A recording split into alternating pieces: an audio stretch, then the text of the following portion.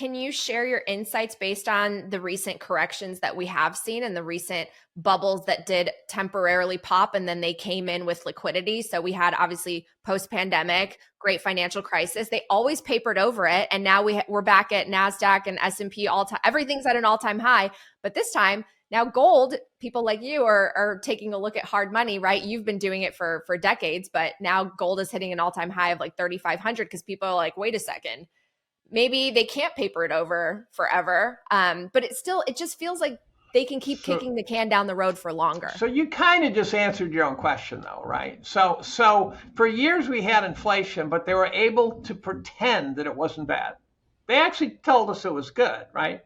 Yeah. So there's a dozen nitwits at the Fed who we are somehow supposed to think they're these wise ones who sit around and know how to make a call. And they're just bureaucrats. They're just bureaucrats. And some of them are really stupid sounding when you listen to what they say. And so what did 2021 2-3 zone do? Is it brought inflation right to the headline. So we got up to 10%.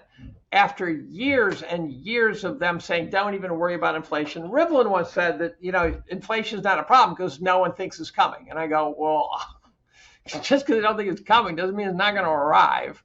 But inflation expectation is now huge, as illustrated by your double-digit Treasury demand. Now, the reason treasuries are priced different is because there's also just statutory protections making people buy them. They're trying to create markets for those treasuries, but they're not pricing correct. So the gist is that now we're boxed in by the fact that, let's say hypothetically, they start doing something that's inflationary, which everything you just described as a solution is inflationary. Mm-hmm. And all of a sudden, the inflation metrics start glowing bright red right away. Mm-hmm. Gold takes off, Bitcoin takes off.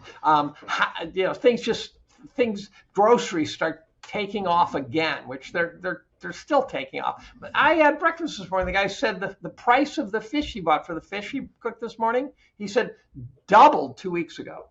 Crazy. Now, so the gist is the tricks that they've done for 40 years are now potentially going to hit a brick wall, because they're also going to face immediate inflationary warning signals. And then the Fed will have to make the decision, do we look like a bunch of assholes and just do it anyways, and leave a terrible legacy, right? We're going to be the Arthur Burns of this generation who let inflation get out of control, or is whoever's in charge of the Fed going to be the Paul Volcker and try and be the one who wrestles it back and saves the day? I think Powell, to the extent if he had stuck around, to the extent it had blown up, I think he might have played hardball. I think he might have been. He's tried to. Old men worry about legacy more than money and stuff like that, right? I think you don't want to be. I wouldn't want to be Fauci right now, right? He's going to go to his grave in shame, right? They don't like that. Well, Powell definitely has been trying to be Volcker. He doesn't want to be the Burns. It seems like, he's just in this constant battle with Trump now, obviously wanting him to lower rates. But to the administration's point, our debt is so unsustainable at these interest rate levels. They have to roll over the debt. Everything's too high. The long curve has blown out on them multiple times whenever they try to do anything, right? We had that tariff tantrum. It lasted a couple days before they had to sort of back off. Bessent's been issuing everything on the short side of the curve, which he criticized Yellen for. But what do you do when you're between a rock and a hard place? I mean, our debt is too high. Our entitlements are too large, and no one has the stomach to cut them. And we don't want a systemic meltdown and a debt spiral that we can't get a hold of. So I don't know how this is going to play out, but it's one of the reasons I have Bitcoin. Yeah, and that's why I'm sympathetic to the Bitcoiners. You just described stage 4 cancer. Yeah. You're saying to your doctors, I had a student die from cancer, and he walked in my office one day and he said, my doctor had the talk with me. Mm-hmm. And that's where the doctor says, there's nothing left for us to do. We could reach that point. And in the debate last night where I moderated with Peter Schiff and Brent Johnson, Brent was making the case, I think legitimately, that governments will do really stupid stuff, like start wars and things. And Peter was saying, no, they won't. What good would it do? And I finally chimed in and said, what Brent's saying is they're going to do it. It doesn't matter if it won't do any good. This is what they do, right? So we are potentially an empire hitting a wall pretty hard. There's a guy named Joseph Tainter. Do I remember that collapse of complex societies, where the society expands and starts using too much energy to sustain itself. That's Rome. That's all sorts of empires, right? All the empires do that. And one could argue we've done it. And I don't think we're done, because we've got too many real assets. We've got too many inland rivers. We've got too many resources. We don't have our population is not, we're not drowning in bodies here. It's not like we're Tokyo, where there's not a square inch unaccounted for. We have resources. We have a fairly educated population, although that's slipping pretty quickly. And so we will have all those assets when we're done, but we could go through a tough period, a very tough period. No, I very much agree with you. And, Brent Johnson always makes the point with his dollar milkshake theory, even though the dollar is definitely the cleanest sock in like maybe the dirty drawer, it's still the dollar, and most debt is denominated in the dollar around the world. And the dollar is so entrenched in the system. We still do carry a lot of weight and power, even though it's eroding and we don't have the leverage that we once did, which I think maybe that's one of the errors that Trump is making, thinking that we have some of the leverage that we do. And that's why he's been executing the tariffs in the way that he has, because you can see things shifting. And I don't know if you follow Luke Gromen's work, but I love his analysis where he's talking about what truly backs the dollar, and like how China has the leverage now with rare earths, because we really need the rare earths. So you can only do so much with China. You have to kind of start to play ball and figure out how are we going to rework the system in a way that supposedly lifts up the Main Street class that they're talking about so much, because we've hollowed it out so much, and we can't just like wave our fingers, snap our hands, and all of a sudden move the industries back here to the United States. So how do you think the administration is doing with their goals of trying to, strengthen the middle class to the point that it once was, while dealing with this dilemma that they have and all this debt and other countries creating alternative systems, including BRICS? I think 50 years from now, Trump could be transformational. But I also believe the repair work he's trying to do, the timescales of it will far exceed his presidency. And so he could be the guy who said, like, for example, I made the argument, I think I made it on Tucker actually, I made the argument that I don't think it mattered who was president in 1980. So Reagan gets credit for all sorts of stuff. I think there's things he did that were very important. But I think whoever was president during those next 8 years was going to inherit the beginning of a boom. I think we're poised for it.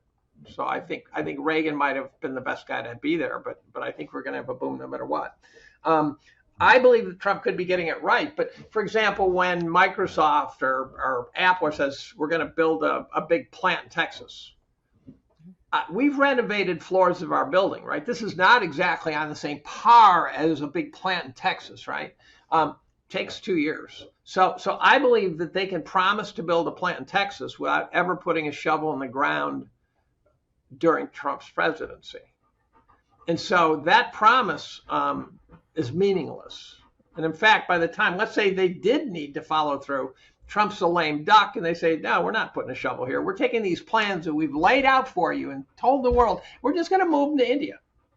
Same plant, same architecture, same everything, same water supply, just move it to India, right? And so all these promises he's getting are just that. They're just promises, and until they become concrete. Now, who do we have in this country who knows how to build a chip plant? Who do we in this country have who knows how to run a chip plant? We have people who know how to make lattes. We have people who, we have certain skill sets. We have a lot of college graduates who don't bring with them a lot of skills. And meanwhile, the mistake, and it sounds like I'm talking my book, but I don't think I am, and Trump's trying to break down the funding system for university research. And it's the foundation of our scientific efforts in the United States, which have been the best in the world. Mm-hmm. So you show me a startup, Mark Andreessen, Netscape, it starts at Illinois. It starts at the University of Illinois. Yeah, a friend of mine is former second in command at Microsoft at one point. He was right below Ballmer, and he's fun to talk to. He was a Cornell chem major. And PeopleSoft came out of our computer science department. And so all the biotech companies, same thing. They are some med school professor, some biochemists in some department somewhere who figured out some way to do some new process that then gets sold to Pfizer. So Pfizer is a platform company now. And Trump looks like he's trying to bring the scientific community to its knees. It looks like more than just a warning to me. I'm not positive. It's very fourth turning, actually, sort of destroy the institution that took 80 years to build. So I don't know what's going to happen, but I do believe that these changes, and I tried to press Brent and Peter to give me timescales for their two divergent views. When will we start to see the effects of these tariffs and things like that, besides the knee-jerk reaction, right? Mm-hmm. But when will we start to see if it's going to be inflationary? When will we really see the inflation? Or if it's going to boost the economy, when will we really see the boost in the economy? And I think it's going to be a long time. And I think there's going to be a recession or two during that period.